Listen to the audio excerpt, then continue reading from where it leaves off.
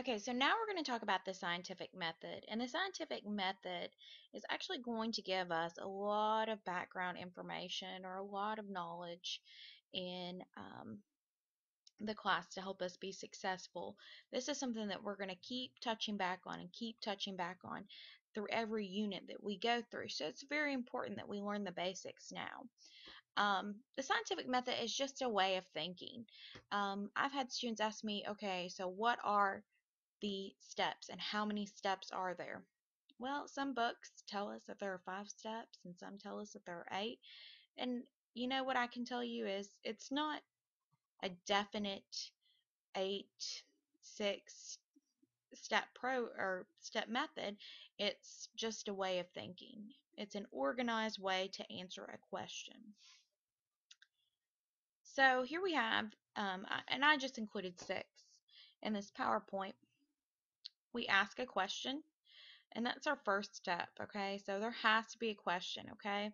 So we formulate a question that needs to be answered or that can be answered. Sometimes I have students who come up with a question, and I'm like, well, how are you going to answer that?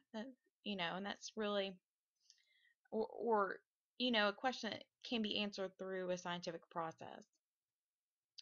So we propose a hypothesis. That's our second step. A hypothesis is an educated guess about what the solution to the problem is. It's written as an if-then statement. If we do this, then this will happen. So, for example, if we add fertilizer to our garden, the plants will grow larger.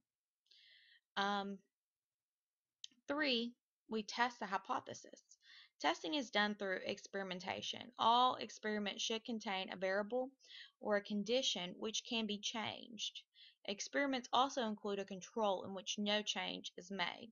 The control serves as a reference. And we're going to talk about the different variables in an experiment, and we're going to talk about controls.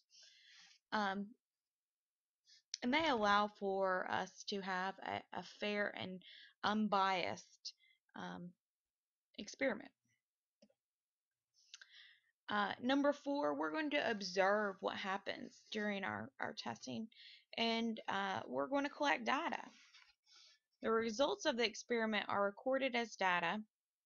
Observations are made with our senses and instruments.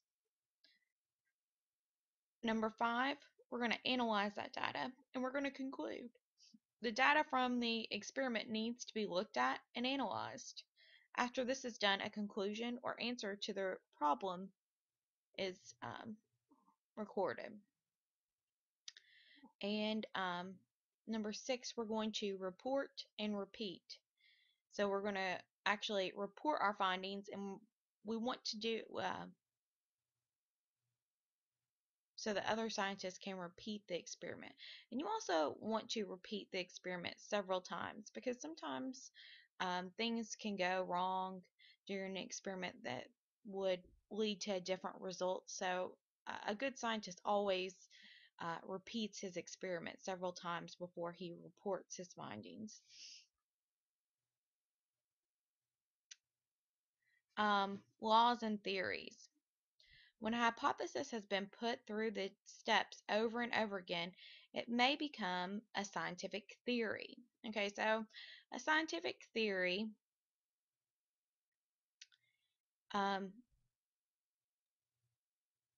is, sometimes we hear, well, the theory of evolution, that's just a theory.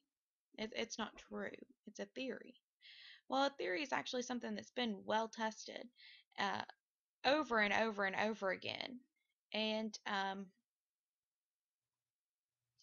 so much so that we accept it as a truth almost. A scientific law is a theory that has been proved so thoroughly over a period of time that is considered a fact or truth. Here we have our example of the scientific method, and I can actually, go through this and show you what I was talking about. A question is presented. Does a green plant need sunlight to survive? Okay, so that's something that we can actually design an experiment to answer this question. hypothesis. If a green plant is kept in darkness, then the green plant will wilt and die.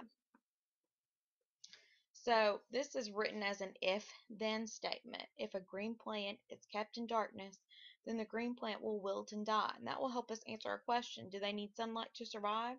Well, if they're kept away from sunlight and they don't survive, then they do in fact need sunlight to survive. Where we might actually want to test um,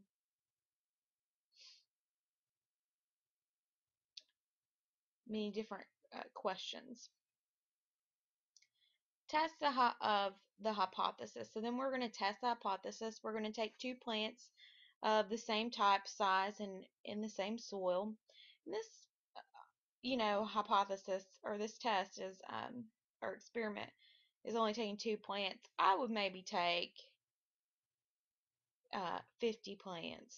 You want a sample size, because what if something happened to one of those plants? Like, what if you took two plants and one was already diseased and you didn't know it and it died? Then that would mess up your results. So you probably want more than just two. But you want them to be the same type and the same size, and you want to put them in the same type of soil. Now the reason for this is because you want some controls in your experiment. Okay, and these are variables in here. They're called controls. They're kept in the when we keep everything the same so that they don't interfere with our experiment. If we were to put them, have two different sizes or two different types or put them in different soils, then we don't know that the reason why the plant died was because it was kept in darkness. Do you see what I'm saying? Now, place one in sunlight. Okay, so they're saying place one in sunlight and place the other in complete darkness. Um, and they place one in sunlight as a control to see if maybe it dies. Um, maybe the size or the type or the soil made these plants die. So you want to place one in sunlight and one in darkness, and water each plant at the same time every day with the same water. And there's another control, because you don't want to give one too much water or at different times of the day, because that might interfere with whether that plant lives or dies. And you want to make observations. You want to record in writing the differences you observe between the two plants. And then conclusion. Analyze the observation and draw your conclusions. Repeat the experiment. Do another experiment to assure the same results. We're going to talk a little bit about independent and dependent variables right now, but we're going to talk a little bit more about them in just a minute. Independent variable. A variable that is controlled by the experimenter, the only one over which you have direct control. And that's a good definition, but we're going to talk about it just a little more in depth, because these independent, dependent variables can be kind of tricky. Dependent variables, the thing that you measure in the experiment. Example, height of the plant.